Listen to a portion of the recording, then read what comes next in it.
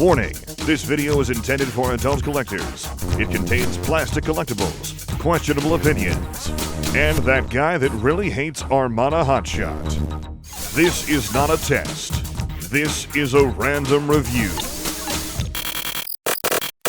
Hello everyone, welcome back to the TJOmega channel and welcome back to the new review stage. Now I do want to thank everybody for putting up with this experimental phase. All of this is still in flux. The lighting is going to improve. The audio quality is going to improve once I can select a dedicated microphone for this setup.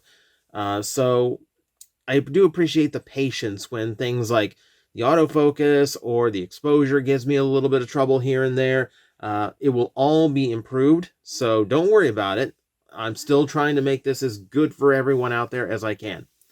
So, that quick thank you out of the way, let us talk about the last figure of Wild King's first wave, and that is Leafback, the one I was looking forward to the most. And yes, it's probably because it's a all green and with yellow dinosaur.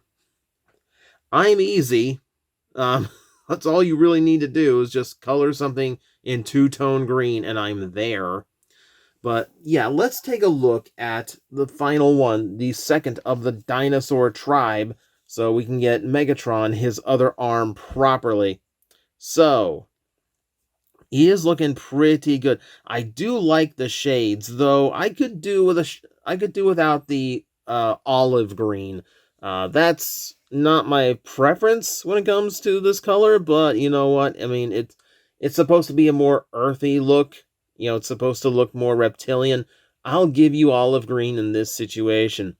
As a Triceratops, I think he suits the mold a little bit better than the elephant.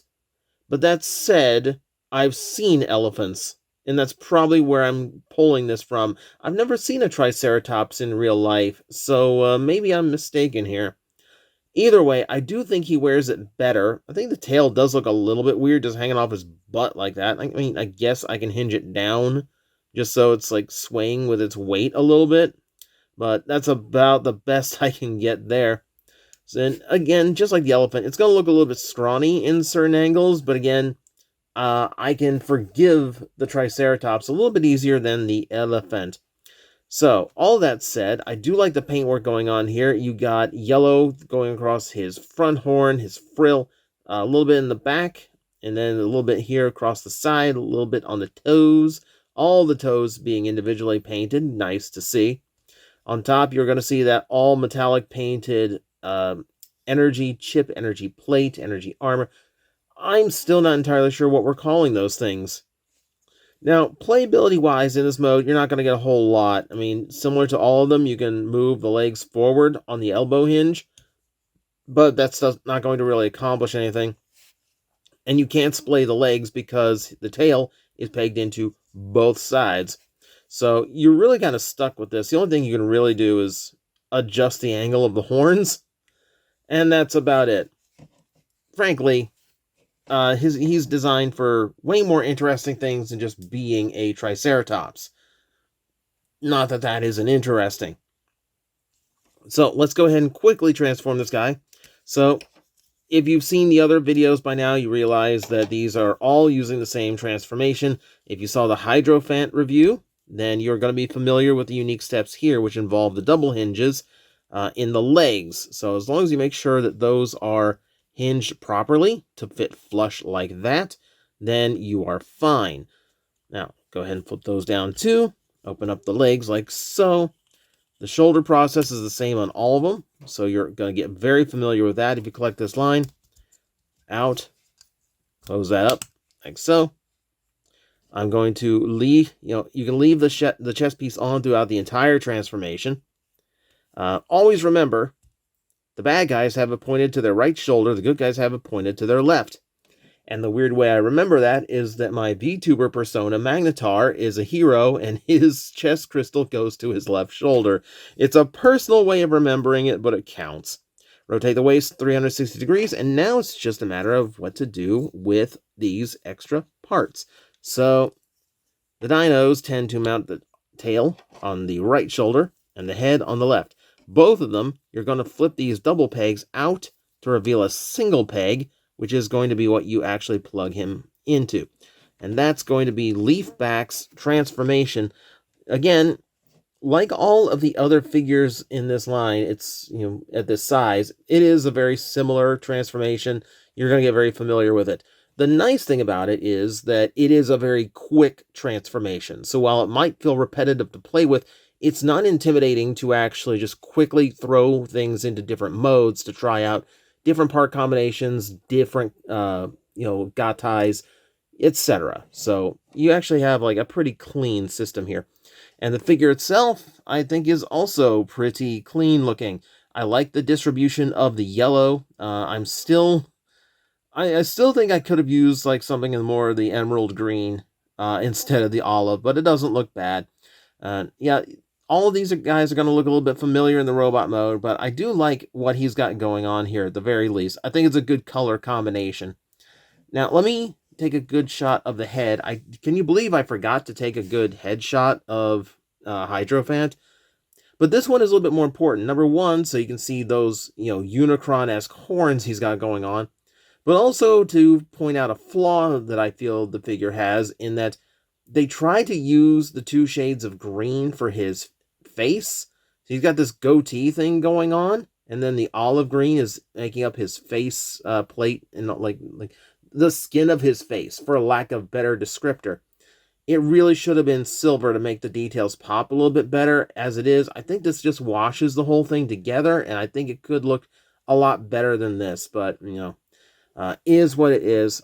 It's not the direction I would have taken. I just think the face details get a little bit lost. We'll say, nice and clean all the way around. I like a clean looking robot mode. So, articulation, nothing in the head. You are getting hinges at the torso and then forward swivels for the shoulder joints, so it's kind of universal, but kind of not. You have 360 degrees at the bicep and a 90-degree elbow bend. You got the 360-degree waist, full ball joints for universal movement in the hip. You get the knee bend, which goes 180 degrees thanks to transformation. And you get a little bit of play in the foot, but that's not going to come in a tremendous amount of use. So, decently articulated for his small size, as all of these guys tend to be. If you want to weapon accessory him, you're going to have to take the tail, which you can use in a few ways. You could just, make him hold it like that and have your standard tail club weapon. Or spin it around and make sure that handle is facing downward. And you'll notice there's a barrel sculpted into the end of the tail. So you can also use it as a blaster. Yeah, that's the fun of this toy line, and I'm going to keep stressing that every time I talk about it, is just how versatile and modular a lot of this is. So, for instance, if I want to take his plate off, and I want to decide, I want this guy to look like a Dino Zone toy. So, we're going to go ahead and take his Triceratops head, I'm going to flip the double pegs out, and I'm going to make it his chest piece now, just because I can. And yeah, you can no longer see his face behind his frill. Like I said, we're making a Dino Zone toy. And if you don't believe me, look it up. But no, you get a little play with it. You can just kind of goof around and figure out what works for you. Do you want to stick the tail there? We can stick the tail there. When you do something weird with that. It's kind of looking Beast Wars first Megatron now. So, we need all of these parts off in order to get him into the arm mode and start getting into the combination sequences real quick, however. We are going to do a little bit of quick comparison with some of the other figures, just so you can see how repetitive the parts on this line get. So here we have light long. You can see the chest is the same, the pelvis is the same, the thighs and knees are the same. Below the knees, completely different. And then shoulders and biceps are completely different. So are the forearms, but you'll notice the forearms have the same hand sculpt. So there's still residuals, even if they are differently shaped. Now, if I bring in Hydrophant, who is also that fat-legged quadruped design, you're going to see the shoulders are now the same. They're using the same shoulder and bicep part. They're just painted differently to make them stand out a little bit differently from each other. The forearms are more similar, but they are still different. Even the feet of their beast modes, they look the same, but they are not. They are different sculpts. And down below, I can almost say the same. So the top, so these feet, yeah, these are the same. This side of it is the same. The front of it, the robot mode feet, are different. Different sculpt on those. So yeah, you've got a lot of similar parts going on here. And that's the interesting thing about this. And we'll go into that in its own video once more of Cyberworld is out, because I have thoughts about how these lines play off of each other. But that said, get him into his arm mode. You need to go ahead and fold this down, close this up. We're going to go ahead and stick the legs out like they're supposed to be according to Takara's instructions. Close the legs up again, fold everything up at the knee joint, make sure the tabs in his lower back fit against the feet. That is your official assembly for him, which means I'm also going to have to put his... There we go. We're gonna have to put his Triceratops head right there. And now I need to go get Megatron. Okay, so now we got Megatron here. We're gonna go ahead and plug him right there onto the bicep connection. Make sure the horns stay on, because the horns do not like to stay on Megatron. Make sure the double peg is connected right there. And finish it off by connecting that plate to the transformation cog, giving you your two-armed Megatron mode, now double dino equipped. So, there's things about this mode I do like more, which is the fact that the tails play well, giving him a wider stance, and I think making him look a little bit better. But obviously, what's bugging me is just how gorilla-armed he looks, and that comes from the dino heads just hanging down from the fist like knuckle dusters. That's really the intention, because I keep pointing this out because I love the detail. You can actually tell that when the legs are folded together like that, they are sculpted to look like a fist. So they were entirely keeping this in mind. It's something I wish Cybertron Leo Breaker thought up. But that said, again, while this doesn't look great, the whole line is very, very play-friendly. So I can give you a suggestion here, if you want alternate ways of messing around with these. So I'm going to go ahead and take the dino heads off of the front of the fists. I'm going to remount them on the shoulders, like so. And then instead of the tails sticking out, I'm going to make them stick up. I'm going to do it like this, because this is the only way this fits. And there,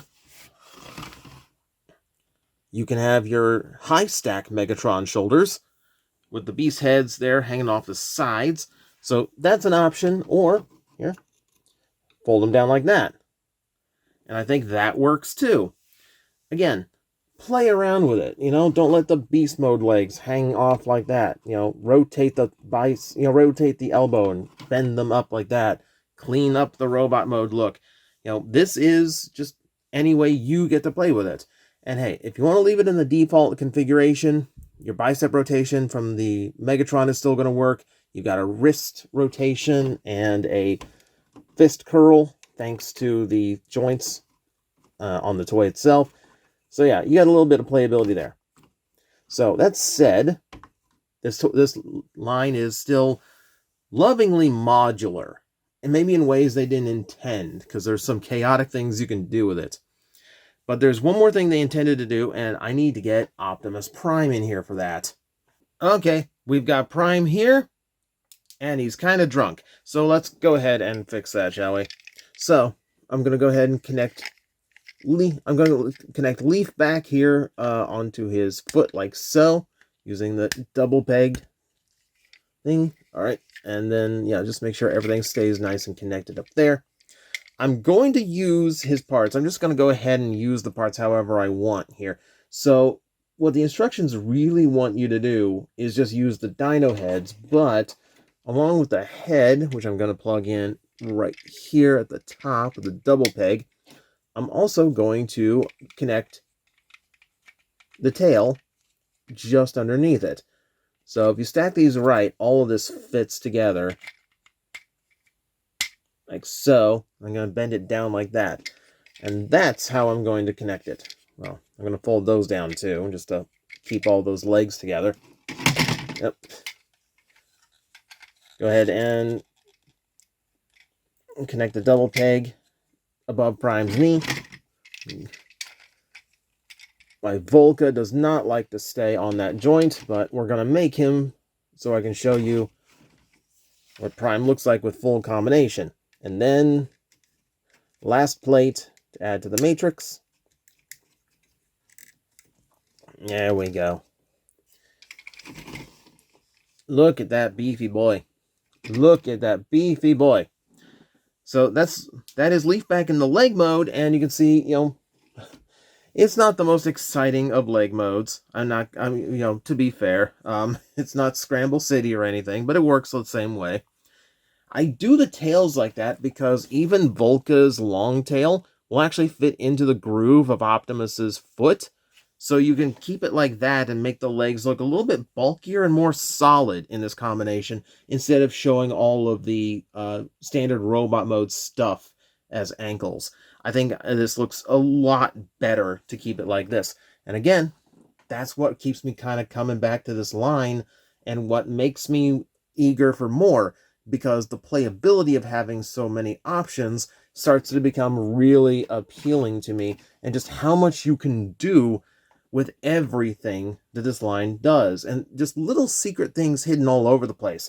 Like Leafback's tail has a slot that will actually fit one of these weapons with a little tab on the side of the peg. I don't know why it's there, but it's there. So yeah, this line has possibility, and I like that even though it's a very young line, we're already getting a lot of interesting play value out of it. So, that said, that is everything you can do with Leafback, the fourth of the Energy Beast released so far. So, we know there's still plenty more on the way. Whether or not I review them or not will depend on whether or not you like these reviews. I do know that for such a small toy, these tend to go very long. There's a lot to cover when it is used in 4 different ways. I just want to make sure all the bases are covered because these are not cheap to import. So this is as detailed as I can get to be as informative as I can get before you spend that kind of money. Let me take the bullet for you. But that said, I'm still having fun with these. And that's Leafback for you. So, as always, thank you very much for watching. I will see you next time. Hello everyone, I am Astral Agent Magnetar, a Tokusatsu VTuber, and I am streaming 4 times a week over on Twitch, Monday, Tuesday, and Wednesday afternoons, and a special late night one on late Friday/early Saturday. So come watch, come hang out, and let's make an impact together.